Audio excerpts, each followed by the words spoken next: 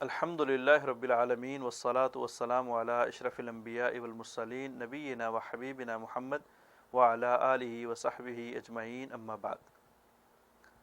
محترم سامعین کرام، اللہ تعالیٰ کے بنائے ہوئے 12 مہینوں میں سے ایک مہینہ سفر کا مہینہ ہے، اور اس سفر کے مہینے میں بحیثیت مسلمان ہمارے اعتقادات بہت خطرناک ہیں، جو کہ ہم نے کفار سے لیے، جو کہ ہم نے غیر مسلموں کے ساتھ اختلاط کی وجہ سے لیے، اور ہم نے اس مہینے کو منحوس جانا۔ کہا جاتا ہے کہ اس مہینے میں شادی نہیں کی جائے گی، طلاق ہو جائے گی۔ کہا جاتا ہے کہ اس مہینے میں کاروبار نہیں کیا جائے گا، اس کے اندر بے برکتی آ جائے گی، خسارہ آ جائے گا، آپ گھاٹے میں چلے جائیں گے۔ کہا جاتا ہے کہ اس مہینے کے اندر خوشی نہیں منائی جائے گی، کیونکہ خوشیاں غم میں تبدیل ہو جائیں گی۔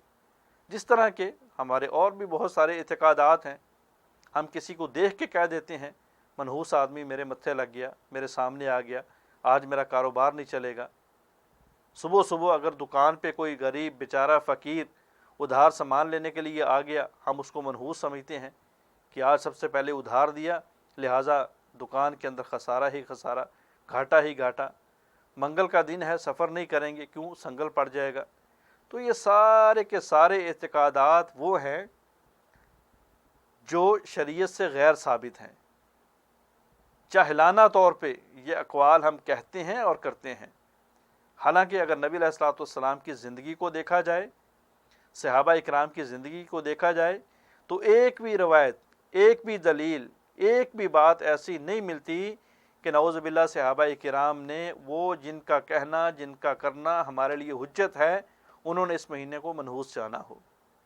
بلکہ بڑے بڑے عظیم کام اس اسلامی شریعت کے، اسلامی طریق کے بڑے بڑے عظیم کام سفر کے مہینے میں ہوئے ہیں۔ نبی علیہ الصلوۃ والسلام نے حضرت ابوبکر صدیق رضی اللہ تعالی عنہ کو اپنے مصلی کا وارث بنایا تو سفر کے مہینے میں بنایا۔ نبی علیہ الصلوۃ والسلام نے غزوات میں ایک عظیم غزوہ خیبر اگر لڑا تو سفر کے مہینے میں لڑا۔ نبی علیہ الصلوۃ والسلام نے حضرت میمونہ رضی اللہ تعالی عنہ سے شادی کی تو سفر کے مہینے میں کی۔ بہت سارے واقعات ہیں، تاریخ بتاتی ہے کہ جن کو مسلمانوں نے بغیر ان وسواس کے اور بغیر ان جاہلانہ باتوں کے سفر کے مہینے میں کیا۔